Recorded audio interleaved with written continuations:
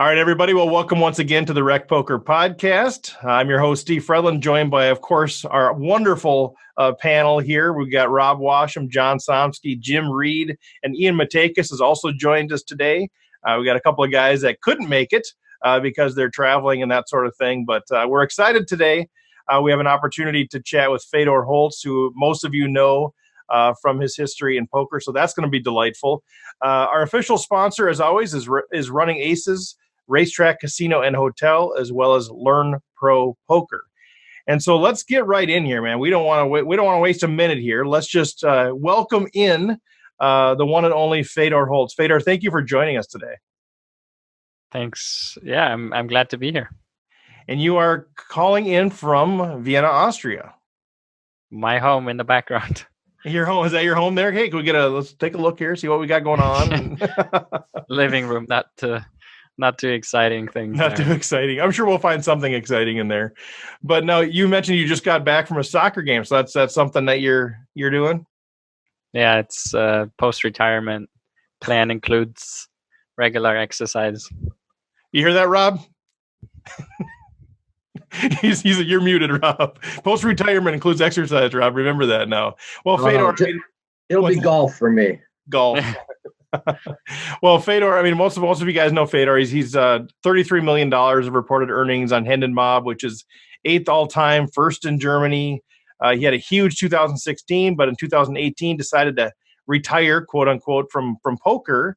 Now he's spending time split between Poker Strategy and the Primed Group. And, we're not going to spend a lot of time getting into all of Fedor's background. If you don't know who Fedor is, Google him. Look up his poker stuff, all of that. There's a wonderful YouTube video out there where he spoke at the 2017 Web Summit, which Fedor, I thought, gave a great background of kind of your upbringing with your mom, how you got into poker, how you got out of poker. I think I feel the more authentic and honest I share what I experienced, the better I feel about it. And I feel also the more other people can connect with it, because in the end, yes, I've been really successful, but I mean, I went through lots of situations that people can relate to and that other people go through too. So it's not that I'm this alien that just lives a different life. Right. Well, I thought it's a great opportunity for the folks that don't know Fedor's story. Go out there, check out 2017 Web Summit, Fedor Holz, and check it out. It paints a great picture for him and his background. It helps sort of put you into this real life, like you're mentioning. We see you on TV or all those things, and we're like, wow, this guy is an alien. he's it's almost creepy how awesome he is. But you're a real person. You've got a real story. You've got a real, there's been a kind of a path that has led you to where you are today. And I think that's great for people to kind of tune into that. So let's talk a little bit poker strategy now. And the panel, I don't know what questions they're going to ask you. We're pretty organic in how we develop things. But let me start with this one. I'm so curious. A lot of us, we just saw kind of the end result, right? We see Fedor winning, $6 million here or whatever. I'm curious if there are any things that you look back on that are like key insights for you in terms of poker strategy that were like the things that kind of put you over the hump. Once you kind of got this, it kind of sort of clicked. Are there certain things strategy-wise that just sort of like once you figured that out, it really took your game to another level? Let me turn around that question, because I think it comes from a place where the search of a lot of people in not just poker, but in poker and in other areas is for that specific blue pill, like the one thing right. that you got to know. And once you know it, once you solve it, then everything, then it's solved. Like, give me that one answer, give me that one solution that then from then on, I'm going to be like better, great, successful, reach my goals, whatever. And it's like, it doesn't exist. And it's, even if I coach people, I spend a lot of energy and time with people in the past and still do with Poker Code. And it's the one thing that I've seen in poker, but then also in other areas, it's about just constantly investing energy. And what you don't see before that is I started playing poker in 2010-ish, and I played more than a full-time job every single year leading up to me being successful. Like it was the one thing I did like day in, day out, like breathing it. I had nothing. I had no responsibilities around that. So it was when I woke up, I was thinking poker. I dreamt of poker. I started playing poker. All my friends were in poker. Like everything in my life was about poker. So and it's, I'm not saying like your life has to be like that, right? Like that's also you mentioned before, people, I think you said something like people want to be like me, and it's like, no, don't be like me. Be like you, right? Like figure out what feels good for you and how you want to implement it. If you want to, just play poker for fun and play it a couple hours a week, like great, amazing. I think the discrepancy starts when, as I started it out with, you want to achieve, like you want to be really good at it, you want to be great, you want to be number one, but you don't want to put in the energy. You don't want to put in the time.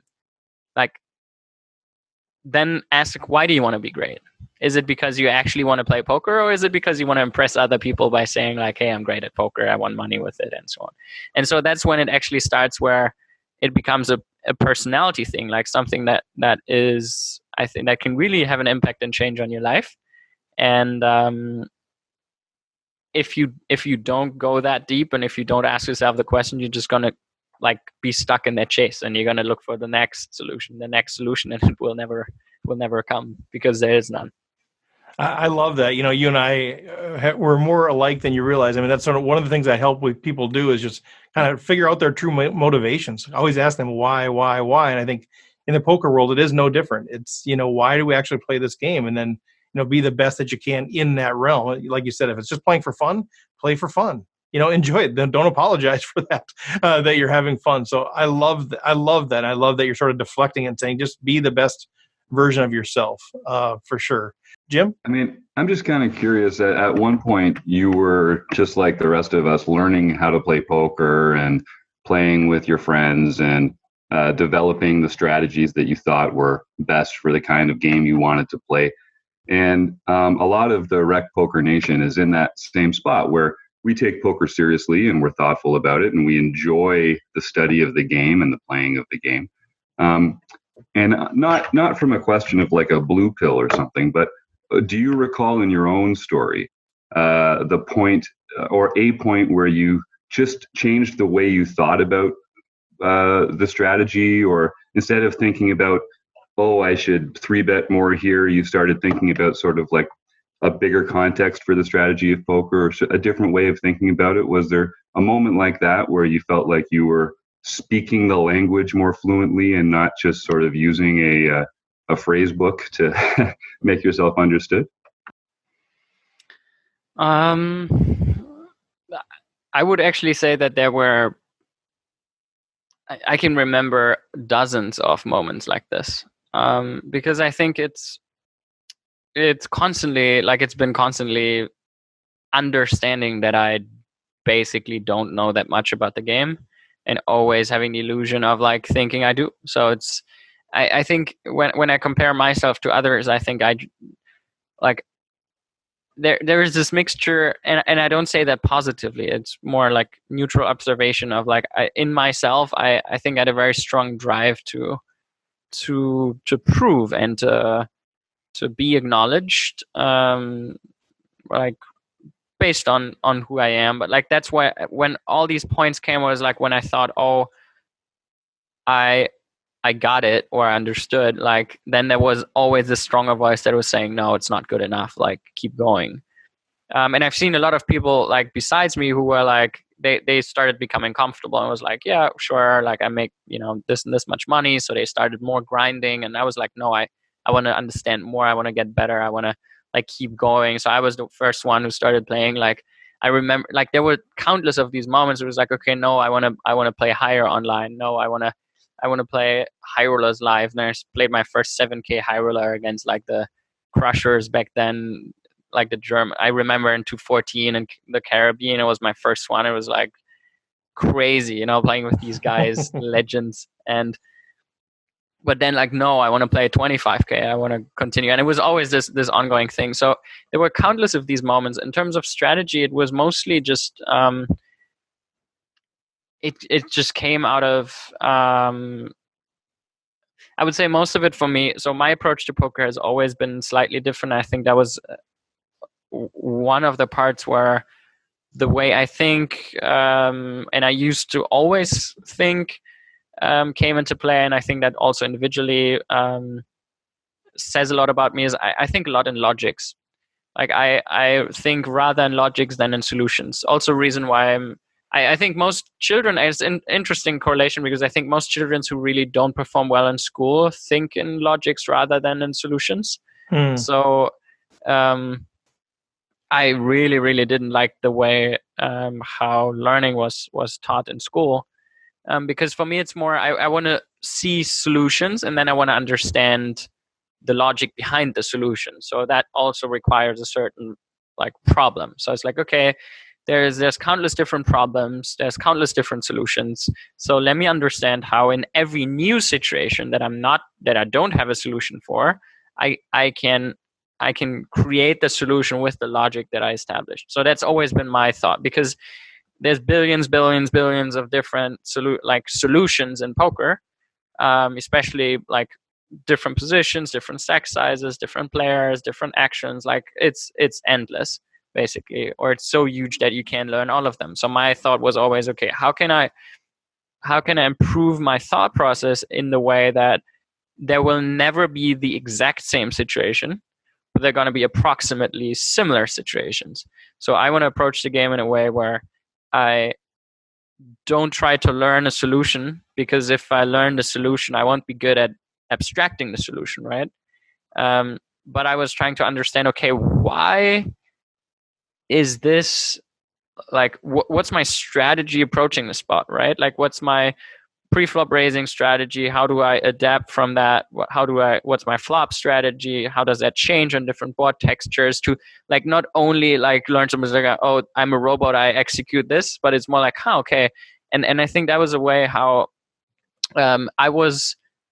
this approach mostly leads to being slightly worse in the beginning, because the people who learn solutions are mostly better in the first time period, and then extremely like leaving them behind in the later stages, because you're just limited if you try to learn pure solutions. And that's actually the best players in the game right now, or at least the ones I know, they do a mix of both. So they basically start with solutions. Now, obviously, it's a bit different because when I played, there was no PO solvers, no solvers at all. So it was mostly just like working it out ourselves. But now they do the same thing where they solve a huge bunch of solutions, and then they try to find and like bunch them and try to find logics in these solutions. So it's I think a very good way to explain what I've been doing without any technical help. Yeah, that's great. I love that. I love that approach. Ian, did you have something? Not exactly, but I just kind of recently learned putting hands into groups, like you said, and you're not solving one hand, you're solving like similar situations and then adapting from there. And I think learning that in the past year or so has helped my game a ton. So yeah, it's just a great point by him. And I think we'll go to you, Rob, here in a second. But I think that's the idea. I think what I think us rec players could use some help with, Fedor, maybe you can touch on this a little bit, is how do we make that transition? Like you're a natural logician, I think, and there's people that are natural logicians, meaning they're going to take all of this, all of the outputs and all the inputs and create a logical structure to make decisions on that. But not everybody is sort of a natural there. How do you help people move from, instead of just memorizing what should I do with pocket fours under the gun, what should I do with ace king out of position? Mm-hmm. How do you make that transition from solution based, memorization in a sense, to a logical structure? Like, do you have any tips on how the average person who can't dedicate their life to it, our recreational players, are people that have full-time jobs and they're trying to play, $150 tournaments once a week, how can they improve in this way of making better decisions using logic rather than memorizing solutions? So I always, like, the best question for me that I ask myself is, okay, if I would have to coach someone, how would I go about it? First of all, I think it's extremely important to understand the person first. So that would be my task. So I think the same thing for you is you have to understand yourself to a degree where, like, not, as you said, not everyone works that way. I've seen, like, the people around me who crushed were like, they were totally different. You know, there were people who were like way more mathematical statistic approach, and like we had so different. I mean, I also went a lot around my intuition. I was just doing out of like, hey, okay, I can't explain what I do, it just feels good. And like was more this kind of mixture of both worlds, whereas some people were really on the like just field player side, somewhere like everyone found their individual way. And I think that's what I would suggest too, like really try to understand yourself, like what is the way that you enjoy learning. If I share you the way I learned, that's not going to work for a lot of people, right? I don't like to learn when I don't feel like it, basically. Like there were other people who just had their like they were studying 4 hours a day. Like they started at the same time, they ended. Like I was rather doing just more free flow things. So for example, I learned a lot watching other people or like talking to them. I would say I just love kind of immersing myself in the topic and just having it there. My brain just works on stuff all the time. And other people just like to, just go in the rabbit hole and just so I think first step is understanding how do you like to learn, what do you enjoy about it, and how can you implement it in your game.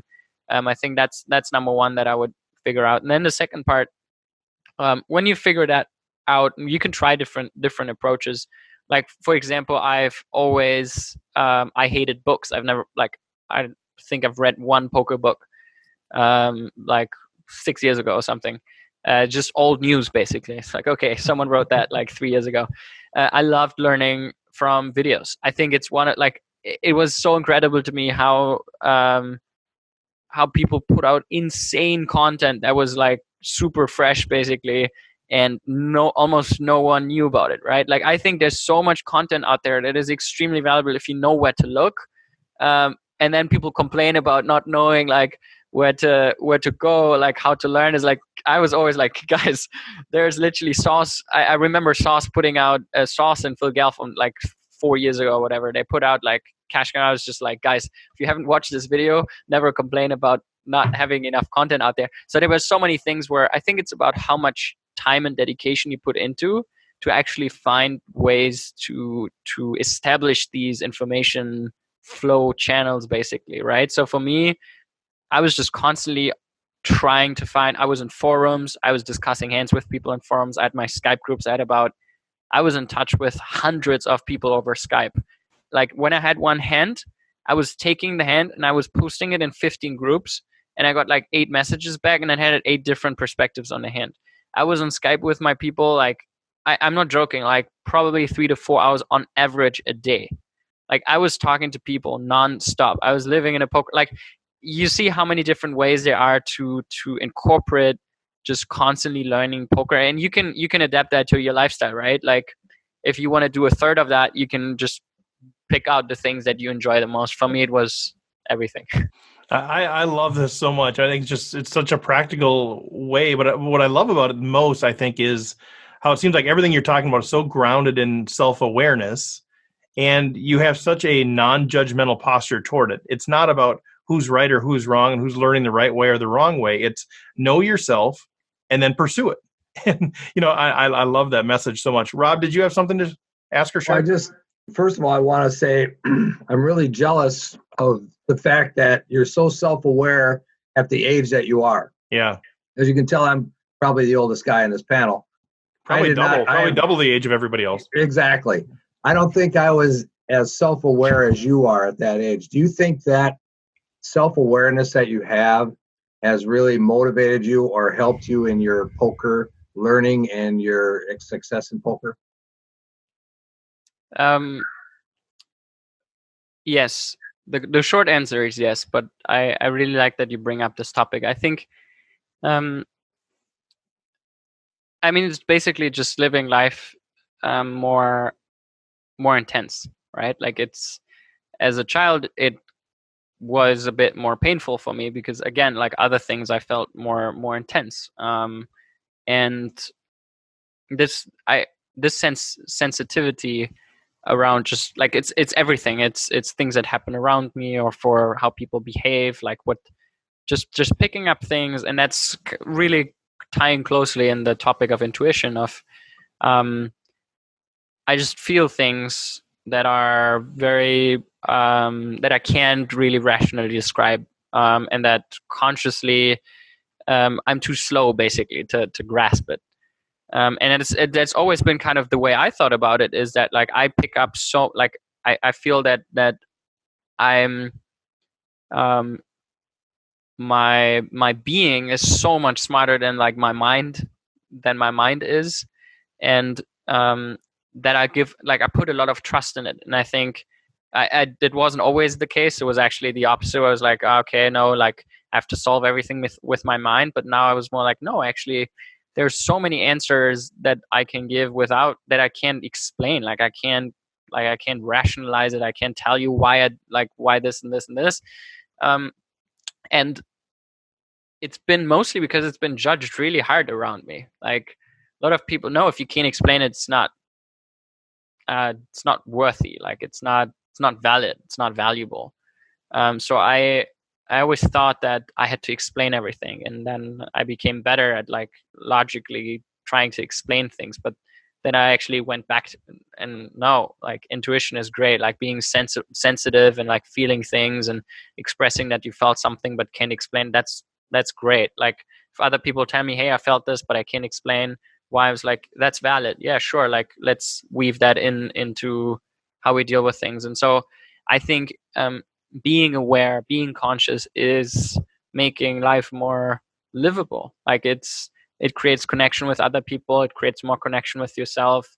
And because exactly asking these questions, like who am I? Like what do I want? Where's my natural? What's my natural expression? Like I think that I can say the more, it's literally direct correlation. Success is not, but direct correlation between the more I express myself, the happier I am, period. The more successful I was, not the same.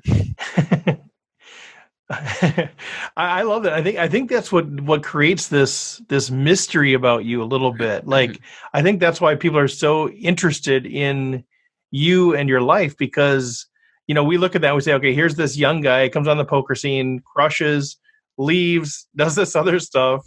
People want to know, what is the secret? What is the key? And so I think that's the mystery, because you're sort of deflecting. Well, you're not deflecting it. You're giving your honest, authentic answer, which is what you're saying right here. It's not about a logical, systematic thing. It's about intuition. It's, and those are the things I think people are like, but there has to be a logical answer. There has to be an explanation, that I can now apply to my life. And to have you sort of say the way that you're saying it, I think hopefully drives our listeners, drives each of us to say, maybe there is a sort of a different undercurrent of how life operates. Maybe it's not just as simple as, do these things right and you will have the same success. I think that's what I love how you're responding, because I think it drives us to different, or drives me anyway, to sort of a different level of how does this world work? And is it really about finding what I'm passionate about,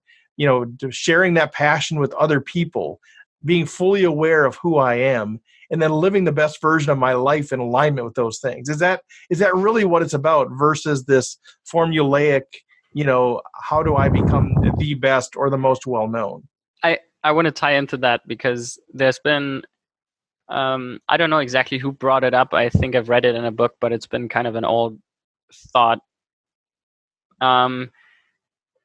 It's one thing that really changed my perspective on things. So I, maybe on a personal background, like I was a very, very curious child, and then turned more into,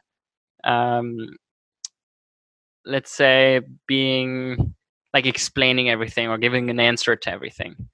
And I think it was also kind of for security reasons, right? Like if it just feels safer when I can give answers to stuff, rather like saying like I don't know, or I don't know all the time. And also in externally, right?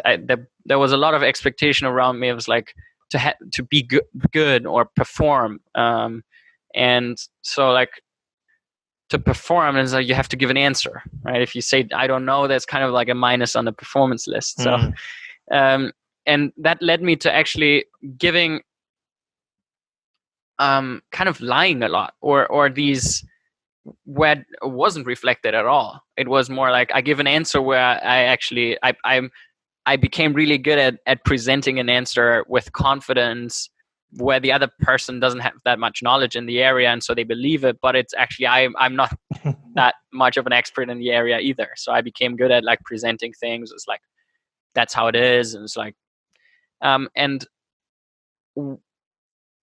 time back is that I've read something in a book around I think it was by Nicholas Taleb, and he describes these 3 areas. So the first area is the known, so the things we know that we know them. Then the second area is the known unknown, so the things that we know that we don't know them. So it's like I know this stuff, and there's like all this stuff that I know that I can still learn. And then now is the most important area is the unknown. So there's a lot of stuff in life that we don't know. And it's an extremely hard to grasp concept because you can't imagine it because you don't know. Right. So it's like you can't even start to try to imagine because everything that comes up in your imagination is going to be something that is in the area of known unknown, not outside of that. This is the Black Swan? Yeah, I think it was in Black Swan. Yeah. Yeah. And to me, I mean, there were multiple situations where obviously that comes up, right? We learned something and we're like, okay, we moved something from the known unknown to like the known. We learn more things. And then, but there's also lots of these moments where we realize, there's this big area that we haven't even thought of that exists, right? And think like, try to like put that into poker now. First of all, there's so many things that you believe to be true that aren't. Second of all, you believe that what you see as you can still learn, or like that is your known unknown, has to be almost the entirety of the thing, right? It's like you think that if you look at me and it's like, if I go this path or like this progress, I can become the best. Or look at other players, or like you feel you have an understanding for what's out there in poker if you've played like a couple thousand hours, and you're like, but actually, like these 2 things combined are close to 0. So you know nothing. Great. Like even I, after playing 15,000 hours in poker, like I still know very little. And this, to understand this part, I think that is the most important thing. Not only in poker, in lots of areas, but like if you're on your path as a poker player, is to try to wrap your head around this, because it's the essence of learning.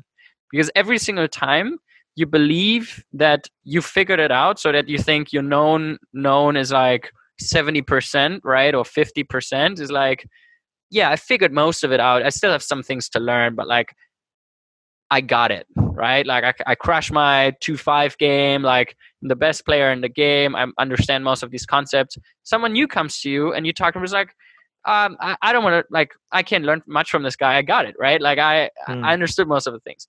So every behavior that is defensive and that will like keep you from learning new things comes from you overestimating the things you know. The moment you understand that you know very little, you will be very curious, you will be open-minded, you will look at other people and how they play, you will look at other people who are worse than you, significantly worse than you, and still try to learn from them, because you can learn from them how you can exploit them better, you can learn from them things that they maybe do better than you. Like, think about this, the worst people considered in the game back then and the best players in the game back then, like, look at the things they did. If you look at it now, 5 years later, or like whatever, online, these people were terrible.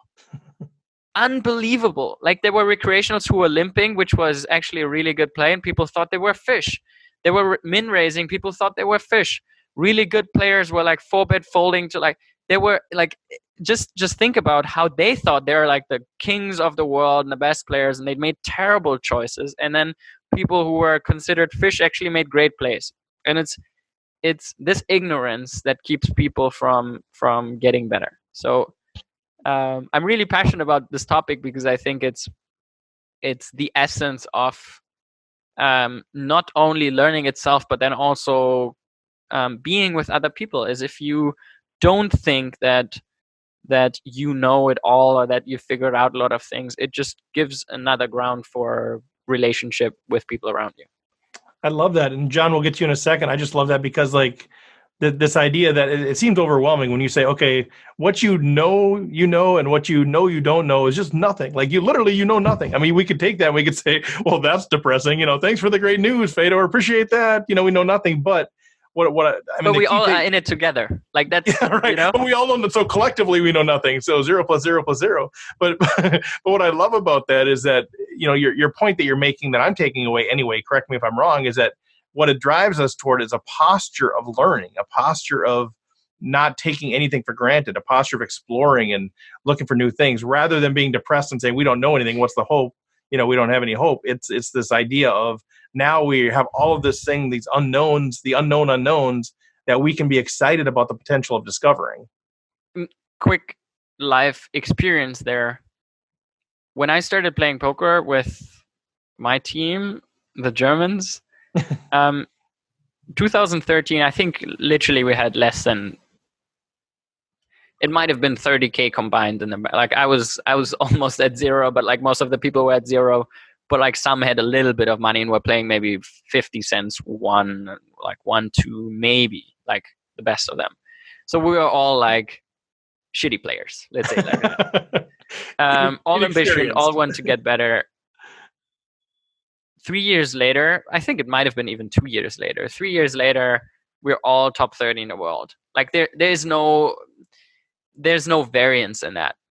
Right? Like if it would have been variance, then it would have been like more spread out. Like some people dropped out on the path and they made lots of money and quit. But the end result, it was just like nobody was working as a team. In 2013, 2014, almost nobody was working like together. It was, we just, and that's when you said 0 + 0, it's not entirely zero, obviously, but it showcased, I think, that if you put together people who like just imagine this calculation. I experience 1,000 hours. 8 other people experience 1,000 hours. We filter these 1,000 hours and take out like the best 30 hours that we learn. Like we take these out and we share them. You get 8,000 hours. Yeah. For like 200 hours spending together with some friends. It's like just this massive thought of like combining knowledge and information. The moment you think that like the stuff they're doing, like you won't go into the conversation. But once you have the mindset of like, wow, I can learn, I learned from every single one of these guys. I learned something. From some more, from some less, but from each of them I learned something. And that, I think, is the power of community and collaboration. Love that. Well said. John, did you have something? Yeah, a couple of things. So the recent conversation reminds me of the old joke, I wish I was a teenager again back when I knew everything. And it kind of goes, the more you mature, the more you realize, first, that even the known unknowns are larger than you thought they were. But secondly, that there is this whole category of things you don't even know you don't know. And there are possibilities beyond that. So I thought that was really interesting. But the other point I had was looking at what you have done. The way I would describe it is that you are living your life with intention. And I know for me, I had kind of a plan up through college. I knew I wanted to do well in high school so I could do well in college so I could get a good job. And then kind of after that, the pathway kind of drops out. And for a while, I found myself just kind of living life by accident. And I'm trying to bring more intention back into that now. So I'm doing the things I want to do. And this seems to me like something you're doing very well, with the whole idea of retiring from poker when you're on top, to starting the primed group and some of the other things you're involved with. Is that something you've been doing consciously, or is it just a side effect of the way you think about life, or what could you say about that? It's a nice way of saying it. I think it's important to get the background on why I stopped playing. And I mean, this whole retirement thing, lots of people made fun of it, but that's why I just keep going with it. And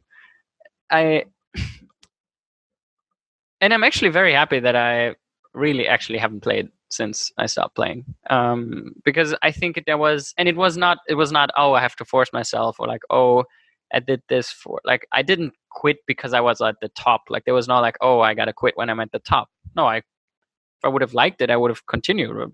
There was no not a plan behind that. It was more, let's say, I would differentiate between my mind and my let's call it heart. So in my mind, I've always been chasing something. There was always this path of, okay, I got to set goals. I need a strategy, and then, like, it's basically immediately when I think about something, there's immediately a thing that is popping up. Is like, okay, like, create an image, create a vision of like how it should be looking, and then create a plan, create goals, create a strategy. And I think a lot of people are chasing that, actually, but in actuality, it's pretty far away from the heart oftentimes.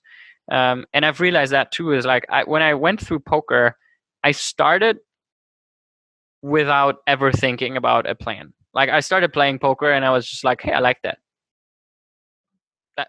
That was all. Mm-hmm. I was like, oh, okay, we play poker with friends. Hey, cool, let's do it again.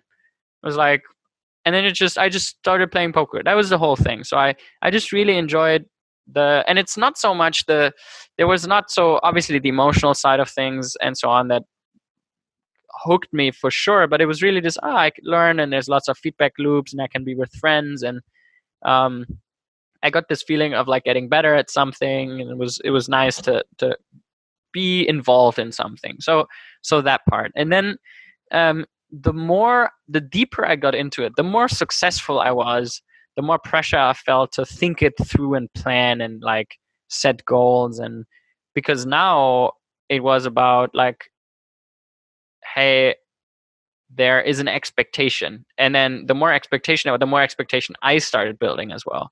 So it was like, okay, apparently, like, this is my shot. This is my one time. Like, this is the thing. Like, I got to make as much money with it as possible. And that was never something that I went into it with. I never went into it. I was like, oh, this is like, I have this full strategy. I start playing poker now, do it for 6 years. I make a couple of million, and then I'm out of it. Like, never. The first 3 years, I was just, oh, it's just fun. Like, I do it. It's fun. I made zero. I made like minus 3,000 euros the first 3 years I play poker. So not successful. Lots of fun. And then I would say there was these 2 years in between where I was really enjoying it. So year 2 and 3 was mostly getting a lot of, I would say, pressure from the outside, like do something normal. People got a bit worried. And big message of mine, exploration, let people explore. Like, if someone is exploring for 3 months, like, I think a third half of the life should be about exploration, not like just a couple months. Like, don't pressure people into knowing what they do for the next 50 years when they're 18. I think that's bullshit. So I think when I was there then later, it was really the chase. I was setting goals every couple months. I was like, I got to grind VPPs. I got to grind tournaments. Like, I had like literally I had numbers and sheets, and I was just like, okay, go. Like dollar. Then I started setting dollar numbers, and then I think in 2016, I reached a part where I think my goal for 2016 was like a volume goal and a money goal. So $1 million and I think a couple 100,000 hands or something. And I was at that time where I started playing high stakes cash game as well, and want to improve my game there. Played sit and goes, played tournaments, and mostly live. So mostly about establishing myself in the live circle. And then I overshot that goal by so much that I was in July. I got home. I dropped my keys here. It was like it was a different apartment. I dropped my keys in the apartment. Like, I will never forget this moment. And it was basically just the first time for a long time where I asked myself, like, how do I feel? Mm. And it was the status check, basically. And I was like, oof, I feel like burned out inside. I was this last 7 weeks, I was grinding 14 hours a day. And I was very successful, but I wasn't like this whole, like when I was then like, wait, why did I do this whole thing? And then I realized, like, in the beginning, I kind of lost sight of the reason why I did it for myself. And then the more I did it for others and what I felt like I should be doing, and like, yeah, what should I be doing now? And I was like, no, what do I want to do? I think switching these two questions made a big difference. And then I was there. It's like, I'm going to quit. I'm done. Like, this doesn't make me happy. And I don't think I couldn't envision, like, there was not a single scenario where I could envision I would have fun again. And the only scenario that I could envision was, yeah, there were a couple of things that I liked, but that would be like 5 hours a week. So I was like, okay, I'm done. Like, I'll play the things I like. I'll fly to Australia and like maybe play Vegas, and like, that's it. I'm done. And that was actually very, very easy, because the answer to the question, like, does it make me happy or what makes me happy, was very fast. And then it was very like, okay, then yeah, why do I even bother?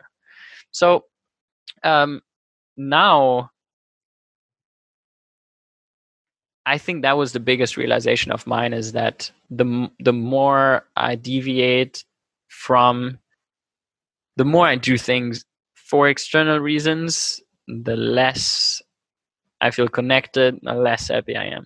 Very, very simple. So yet super difficult, obviously, because there's constant, like, I have lots of conditionings, and like there's constantly like tension, or like there's stuff just happening, and I'm in interaction with lots of things from the outside. So it's not that easy. But long answer to your question, but it's to me, really the core of it is to ask myself, and it's not so much asking a question and then like, it's more like kind of not thinking actually, and just feeling, like, how do I feel? And I feel pretty good right now. So Good. the more I feel good, and the more that's just how it feels like, then I'm like, yeah, I'm in the right spot. And that's to actually come to the really important part, is I don't need a goal. I don't need a plan. I don't need something that I can chase. Because if it's good right now, it's good in the next now, and it's good in the next now, and it's still going to be good. Like, if I focus on that, then I don't need plans, and I don't need something to chase. Dude, we could talk for hours and hours. Like, I'm just love how you are reflecting life. And I think, sort of like this, doing this intentional check-in with your heart, how am I doing? How am I feeling? I mean, this is our life, right? This is our chance to live life the way that we're wired to. And kind of what John was saying, I talk a lot about living a default life. And I think a lot of us get stuck in, we sort of receive the life that we're supposed to live, and we fall into that, and we just live that out by life, by default, rather than saying, well, what kind of life do I want to live? And for somebody your age to have the self-awareness and even the courage. I know you talked about in the talk that I saw on YouTube, or one of the talks that I saw on YouTube, about sort of this pressure to do something, to be something. You kind of grew up with that idea that people said, when are you going to get a real job? When are you going to do this real thing? When are you going to be somebody? When are you going to make something of yourself? And, so we all have those different pressures in our life. And you had the courage to still explore. And, the success obviously helps. It gives you freedom to do other things. But to keep exploring, and not to take on the burden of the pressure of society or your family or whoever saying, why did you stop playing poker? You're making all of this money. And I think I think about so many times we allow ourselves to be should on, which, when we just, people say, here's what you should do, here's what you should do, and we get tired of being should on. And I think you're a good, and I think you're a good example of saying, I'm not going to let that happen. Even though people are inviting me to come on poker podcasts, they want to talk about poker, and and I'm sick of poker right now. And I think that's okay to say that and say, here's the life I'm going to live because this is the best life for me right now. Don't get me wrong. I think I still do appreciate poker. It's just it really scared me to say I will appreciate it the way I want to appreciate it, and not like that. And it's interesting because, like, I think when you talk about courage, I think we need to talk about fears, like literally like at the same moment, right? Because like it's all about fears and facing them and like taking a proper look at like what actually scares us. And it's crazy because I think I have this expectation that like fears must be this really extraordinary thing in the bigger picture, but they're like it can be so small things, right? Like sometimes it's just like it's just saying something to another person that like it immediately starts in my head as, oh, what might he think? Like what might be his reaction? Maybe he rejects me, maybe he likes me less, maybe, and it's literally super. It's like, hey, I would rather not spend time with you today. Like immediately, like I'm already, it's like, wow, but that's what I feel like, and it's these small things that I feel they're scaring me. And I think it's constantly, and they're all like, the more conscious, the more you feel, because it's there, right? The more you feel it and feel yourself, the more your situations come up. And then to go in there is like, no, it's not. The consequences don't matter. Like it doesn't matter. Like it's important that I express what I want to express. Because the moment you start thinking about the consequences and the result you want to achieve, that moment you're manipulating. You think about, oh, I want him to be like XYZ, and so now I got to do this. And it's just not being you. It's someone trying to be who you want him to be. And that is a huge difference in behavior. And it just tears, like that's basically what you refer to. Is I see a lot of people around me who I get a lot of joy out of seeing them do steps where they get closer to doing the things that express them, that they feel good with. And it's so small things. Sometimes just saying a person that you want, like, just like, no, I always wanted to, go paint. Like my parents forbid me for like, I'm going to study arts now. And it's these, like, they feel that for them, it's the most important thing in their life. And for others, it's like, yeah, okay, just go do it. And, so my core message there is it doesn't matter what other people think about it. It doesn't matter how maybe irrelevant this thing is in the bigger picture. If it's relevant to you, then it's relevant. I love it. That's enough. Love it. So I've been monopolizing the time because I'm so enraptured with this way of thinking. But panelists, any other questions or thoughts from you guys? I'll watch for the unmute, Ian. I was going to add to earlier. So obviously, studying with other people is super valuable, but not only studying with people who are better than you, but studying with people who are maybe at a much lower level than you is super valuable to you as well, because you get to see how they look at the game, and in turn make yourself better when you're playing against people like them. And then I was also going to add that I'm going to have to get one of those hoodies because the orange ones are super ugly. So you and Matthias rock them well, but I can't do orange, but I'm going to have to get one of those ones. I understand. Ian's taking a step at expressing how he really feels. He's being authentic, like you've invited him to do. No consequences, except we're going to put the merch online so you get your black hoodie.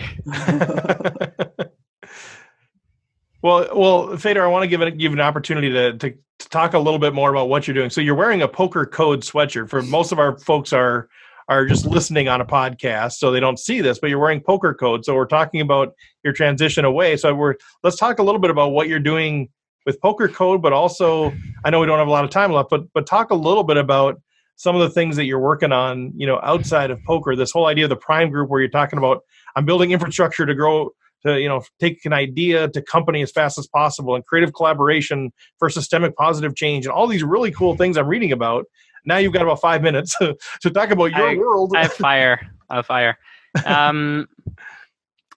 Really quick. Basically, after poker, I was like, okay, what do I do now? Traveled, and pretty quickly came to the decision to just start a company. We started with Prime Mind, was a mindset coaching app in 2016, 2017. Was the first company I built. I bought an office here in Vienna, renovated it. And then basically one thing came to the next, which was also very interesting experience for me, because I've seen, I was trying to think in poker, what were the things I liked, what were the things I didn't like. So I really liked collaborating. I really liked getting into new topics and learning, and really fast learning, big sets of information and logic. So I always like to just be creative and also work with creative people and create new things, connect people, talk to new people. So there are parts in entrepreneurship where this is really, it fits. And so kind of what happened was we started somewhat of a company builder. So we built Prime Mind, but then started building other companies, built an education app for children that is launching now, actually. I invested in a bunch of other companies.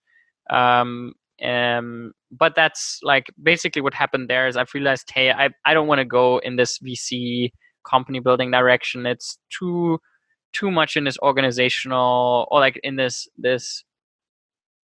let's say managing direction, where it's I'm on a board of 5 companies. I'm invested in 20 companies, and I'm just it just wasn't I really liked working with the people, and there were a couple of people that are still till today. I really like the people. It's just these people is hey, I want to support them. But the framework I chose around investing in that company and that wasn't the thing that I really enjoy. So actually the investment part I really didn't care about so much. So that was the thing I learned for myself. So now the switch in the last year, 2 big things were, one, I basically rather do less things that I really care about than do 25 things where I do half an hour.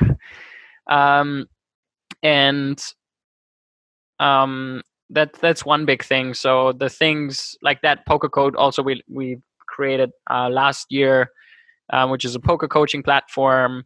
And I have an amazing team there. So it's super fun to collaborate with them, and yet challenging, because every company is just so many unknowns that we didn't think about before. And it's amazing to work with these guys. And actually the thing that I really care about there, and that's kind of where all the things tie together now, is what I've learned about myself in the last 2 years.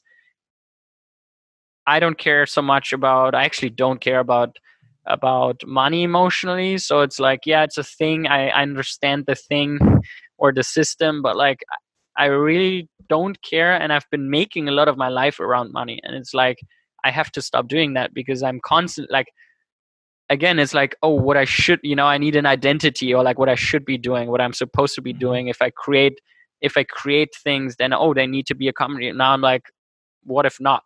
What if now I'm just hey guys, I work with you. I help you build your product. I don't need shares. I don't want to invest. I don't care. I just work with you, period. So there's a lot of things where I'm now I can do that too. Right. So now it's more a circle of people that I really like, that I support the people. And that's a huge difference. So before I was invested in a company and then the people were linked in. Now it's just hey, I like that person. I really want to support them living, expressing themselves more. And mostly that's then through some creative action like building a whatever, but like I support them. So that's a big shift for me. But the other really important part is building community. So it's basically I see life as energy in lots of ways, and I can really feel how I feel I can feel energy. So it's like I meet a person and it's like you can immediately this thing of like energy, are they energetic, are they dynamic, are they passionate, do they care about what they do, how does it feel? And so I want to I think the more people's needs are met and the more they can express themselves, automatically the energy rises. I can feel that. If I'm not passionate about doing things, I am so unproductive. It's incredible. There's no energy. It's like, oh, I don't want to do this. And it's like getting these things. So I want to create, or I personally care about helping people getting that, like finding that more. Like, and so what I'm building is, on the one side, we want to do like create Poker Code into more of a community, because we started with the course and I was like, that doesn't feel right. Like I like the course, and we literally, it was so much work. It's incredible. Like I look back and it was just like creating a script for 10 hours of recording. Like it's, think of a movie, right. 1.5 hours. Like I had to wing so many situations where, like, obviously you can't write the whole thing. It was like, I don't know how many hundred thousands of words, but it is like, it's so much work that went into that because we had such high expectations of how we wanted it to be. And then at the end, obviously there's still people who say like, yeah, I want this and I want this and I want more and I want that. I understand. Like I would have high expectations too. But I felt like the blue pill, right? It was exactly this thing. It's like, here's the course, watch it, done. I was like, that's not enough. In the sense of, actually, I want to communicate a different message. I think the core that made me successful, that made me enjoy the game more, was to be with the people and to exchange and to share, and like the forums, my Skype groups, my friends, the people I traveled with, that I learned with. So I want to make Poker Code together with the team more about community. So to create challenges, to create more content, to run webinars, to run coaching groups, to like really, it's like, I actually, now it's like, I know the people by name. Like I care about their progress, and I want to care more, like I care more and more and more about their progress. So I'm building a relationship with the people there. So that's what Poker Code is for me about. And the main project I put most of my energy into is a community I built here in Vienna. So like very similar idea, but just not poker. But it's great that all these things work so smoothly together, because I think I'm figuring out more and more what I'm passionate about. And so what I want to do there is, it's called Under the Tree. And what I've established for myself too is that I'm, as I said, not so excited about money. Like I can get on board for it. Like sales excite me for about like 2 minutes. It's like, ooh, awesome. And then I'm like, oh, okay. So I really, what things that lasting really excite me is people that create things, period. Like I really like, I love education, like health, food, like topics that really touch a lot of people, where there's people in there who are just so creative and so inspiring in a way, and you can't make much money in it, but like still, like I was like, actually, if I think about all the things that really excite me, these are the things that really excite me. Like yeah, learning always excited me, so education is one of the topics that excites me the most. And it's like, okay, I can't build, there's not the obvious company I can build there. I was like going to be $1 billion company, whatever, I still want to do it. So the idea of Under the Tree is to just bring together people in different areas, buy a house, just found one, so very happy about that.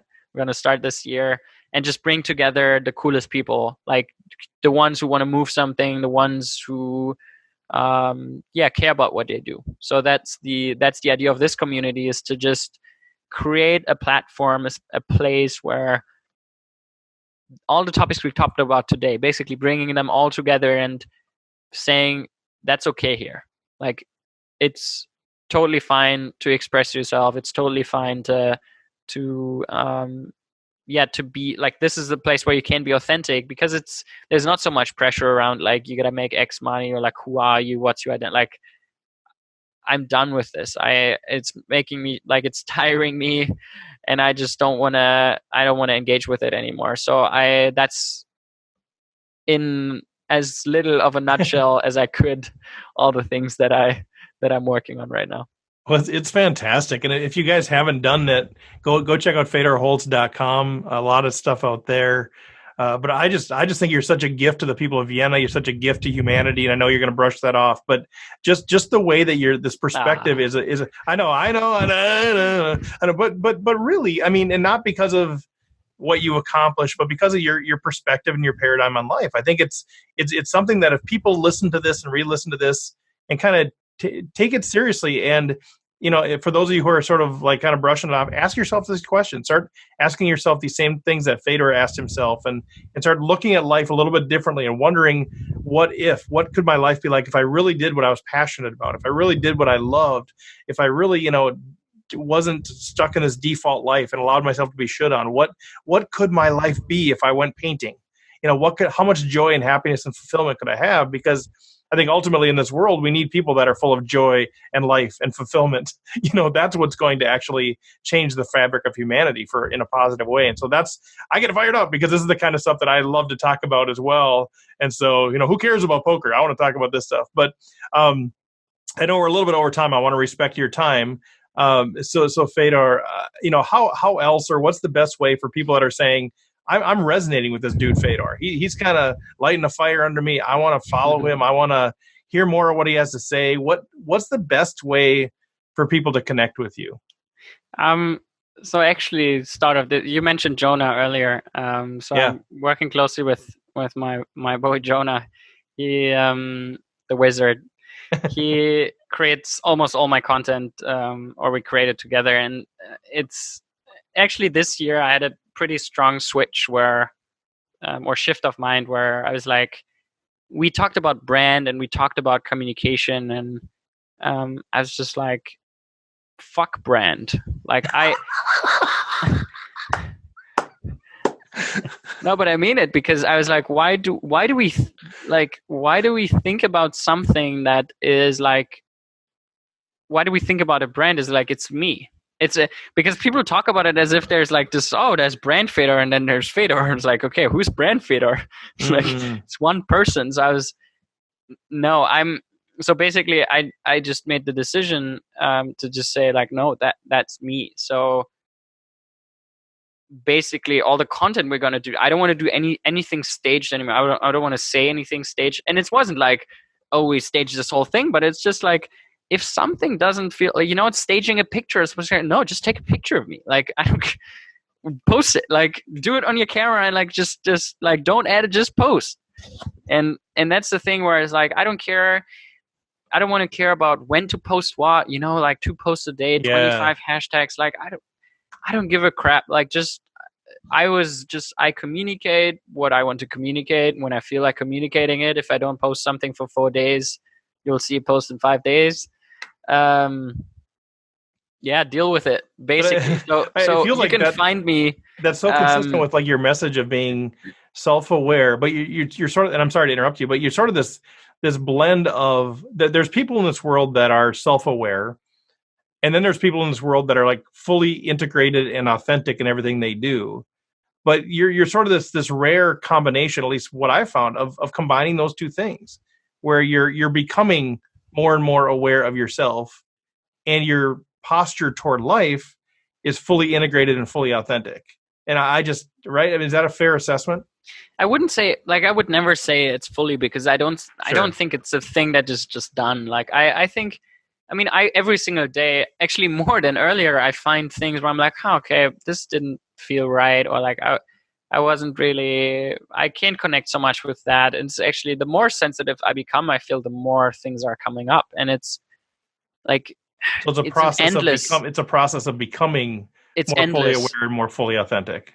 Yeah, exactly. But okay. I think it's, I don't think we will reach that point, and that's okay. Like, it's just, it's progress, or like things are happening, and it's things are progressing. So if you want to hear more about what I'm communicating from time to time. Probably the best is Instagram, because Instagram and Twitter, I think, are the two parts where I put out the most content. Twitter's Grown Up Guy, my good old screen name. Still love that one. Good old times. Okay. I know we're over time, but Crown Up Guy, I would love to know from you why. Where was the genesis of that? It's literally, there's no good story behind that. I was about, I don't know, I was young. I wasn't speaking English so well. It was actually a very, very poor, so it was like this mixture of like grown up, and crown, so just winning trophies basically.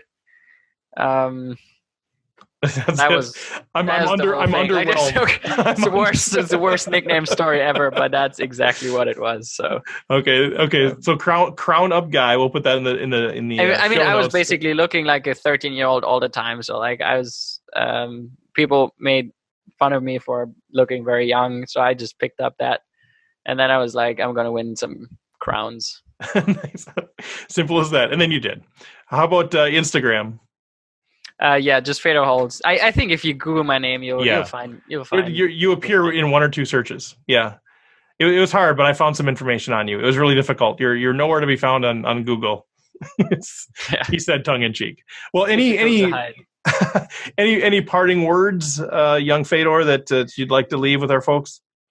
Man, we touched on it's so interesting because you can talk about specific topics. Obviously we could have dove deeper into like very specific poker content, but it's just the more general topics excite me more, because I feel that it's everywhere.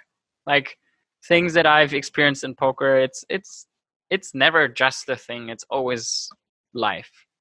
You can't just I think you can't just isolate and like, okay, that's it. Because it's just an illusion of security, illusion of safety. It's just like, oh, I'm this and this person. There I'm, successful. And like, I did the same, it's like, oh, I'm the number one poker player. And like every situation now I can, I'm rich and I have this identity that I can like, I'm protected in every situation. Mm-hmm. But it's an illusion. If I don't feel, I felt insecure. I didn't feel secure. I felt like I'm hiding behind like this thing. And so I think turning that away, or like pushing that away and just being like, okay, how do I feel? And I was like, oh, I don't feel good. I feel insecure. I feel like there's lots of things that I don't feel as amazing as I'm like communicating it to the outside. So I think the core message that I would like to communicate is just whenever you think like it's just an illusion. And that's not I don't mean that in a bad way. I mean that in a nice way of like, just let it go and like face all the things that are there for you to face. And then I think it would get you closer to pursuing your passion and being a little happier, and then being a little happier, and rather than being stuck in this game of safety, because it's just, you're not going to win. Well, Fedor, once again, thank you so much for jumping on here, giving us even more time than what you said you would. And it's a pleasure to speak with you. It's a pleasure to meet you. I think our folks are really going to enjoy the interview, and just thank you. I appreciate that, and hopefully we'll be in touch in the future. For sure. All right. Well, you can feel free to jump off. We're going to continue some of the logistics. If you'd like to stay, tuned in and recognize the Running Aces Player of the Week, you're welcome to do that. But none of us are expecting you to do that. So you can feel free to sign off at any point. Appreciate it. Guys, it was a pleasure to meet you. We see each other maybe sometime soon. That would be fun. Put that hoodie up. Yeah, we will. You can bet. Bye, Ian. Bye, Rob. Bye, Jim. Bye, John. Bye, Steve. Take Peace. care. Bye. All right, guys. Well, what are we thinking? What's our reaction to young Fedor? Amazing. Amazing. I mean, of all the people that we've talked to and interviewed, we always talk about poker and this, that, and the other thing, but this guy blows my mind. And I'll take the listeners behind the curtain a little bit here at RecPoker Nation. We don't talk to these guys in advance and say, hey, we want to talk about the value of community and learning with friends and sharing information and all learning together. But everyone we bring on here references that as like a critical part of their evolution as a poker player. And it just really validates what we're trying to do, putting people of various skill levels in contact with each other. And it's just been, I've noticed that just since I've become a regular lately on the podcast, everyone says that. And I know if you're listening out there, it must sound like we're prepping them to do it, but No. it's just good. It's just truth. And it's just a wonderful, wonderful aspect of what they're saying here. Yeah, I agree with what both you guys are saying for sure. I mean, Rob, he blew my mind. He blew my mind completely. I want to hear more. Let's go. Jim, the sense of community, totally agree. John? It was kind of like, you're listening to the Dalai Lama or something, Right. A Buddhist monk, right?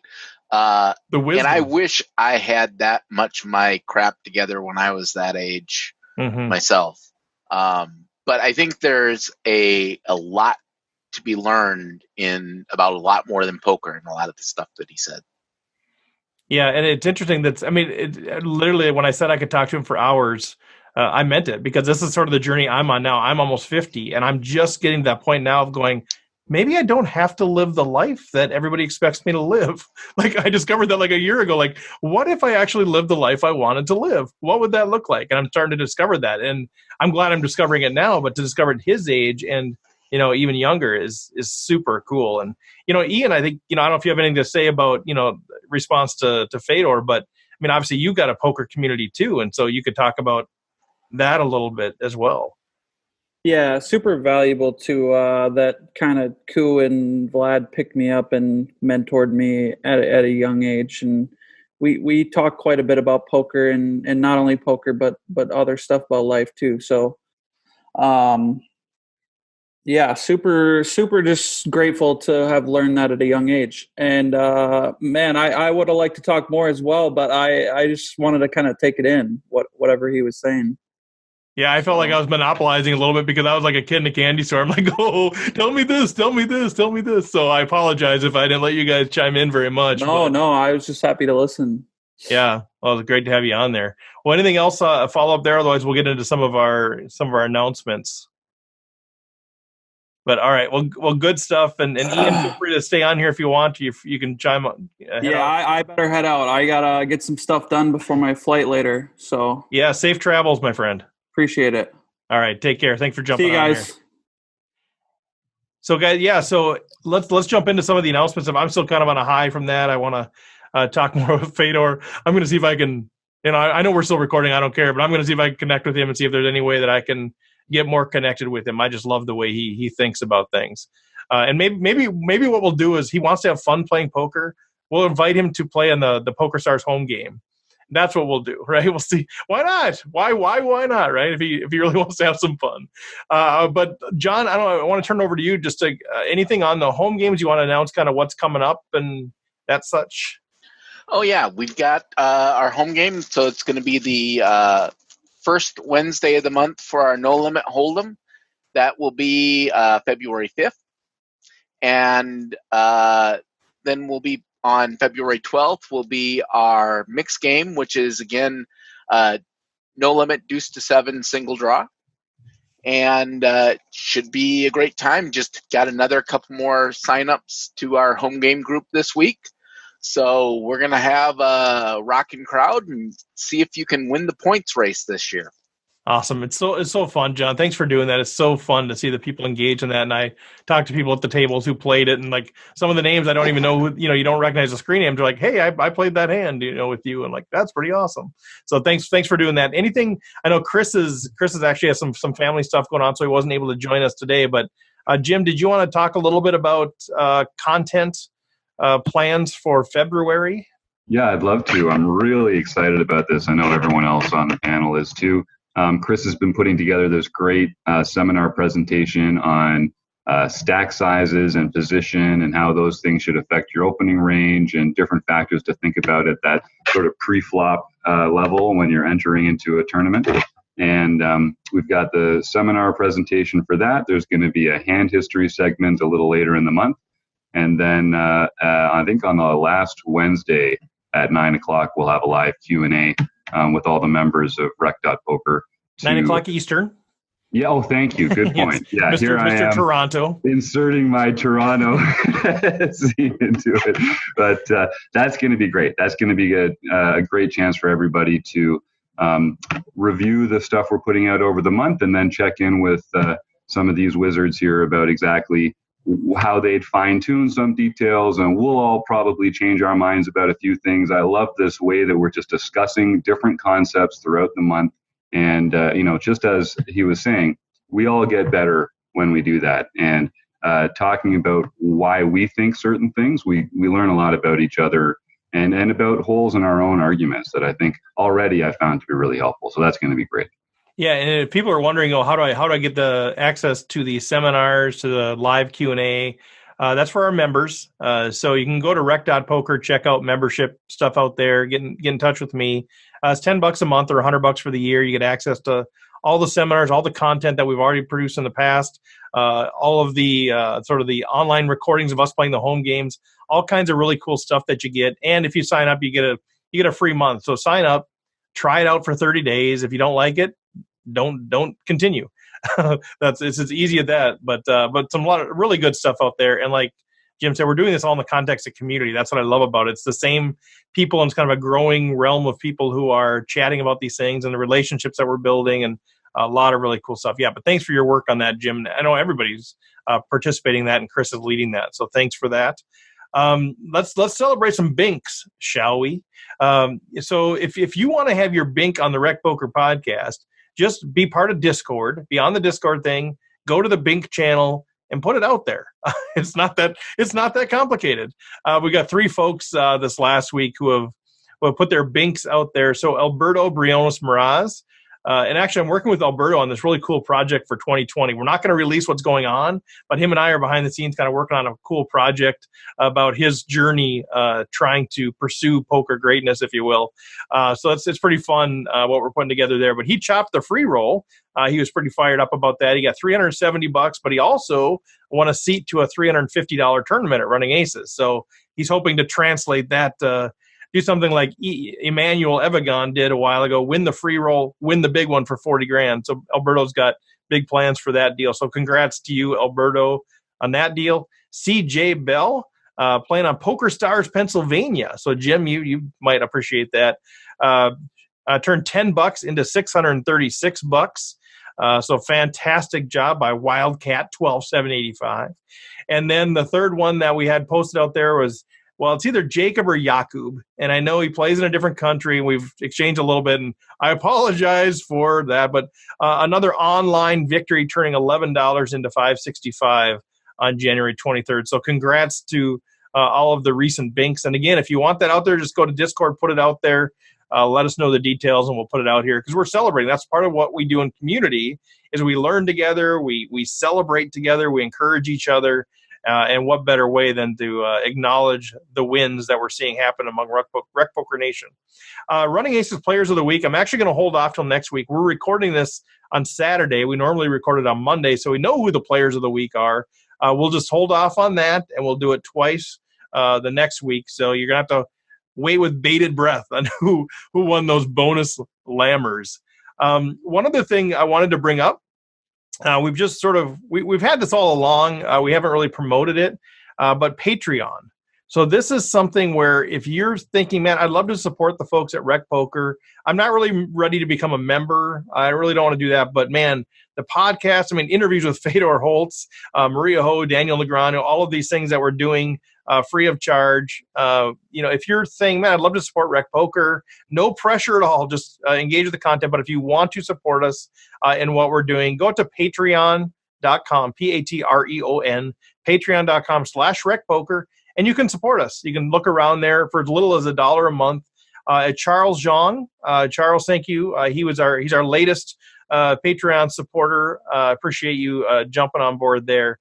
So that's just another way that you can support us if you want to say, man, thanks for what you guys are doing with the podcast, with Discord, with the home games, with all of this stuff that we're just doing because it's fun. But obviously it's nice to be able to pay the bills as well. So I've been told. But thanks for that deal. And just highlighting upcoming guests, the next couple that we have coming up. So Dara O'Kearney, I'm super excited to talk to Dara. That is next week.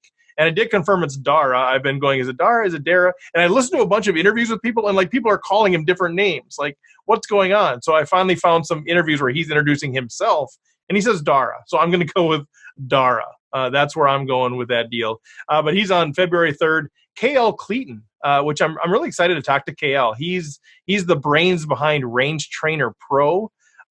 It's a great tool to help figure out what ranges we should be opening with in different situations, and it meshes in nicely with what Jim was talking about. Next month we're doing this seminar talking about ranges and opening by position and that sort of thing. So we'll talk to him. Then we've got Ed Miller, Maria Ho, and the list goes on and on. So great set of folks coming up. So anything else, you guys? Again, I'm blabbering on and on and on like I do, but any other things that the RecPoker Nation needs to be aware of for the coming week? Shaking heads. All right. Well, you can connect with us, rec.poker. We're continuing to make the website even better and better. So go out there, sign up for the newsletter. That's probably the easiest way to get all the information in one place. Otherwise, you follow us on Facebook, Twitter, all that jazz. Email me directly if you have any questions, steve@rec.poker. But that's it, man. Support us however that looks like for you. Like us, rate us, review us, tell other people. Thank our sponsors. If you're connected with Ryan LaPlante at Learn Pro Poker, say, hey, thanks for supporting the RecPoker podcast. If you go to Running Aces, tell them, hey, thanks for partnering and being the official sponsor of all things RecPoker. Let them know that they are appreciated for supporting what we do. So with that, we will let you go, and we will connect with you next week with Dara O'Kearney. Bye, all.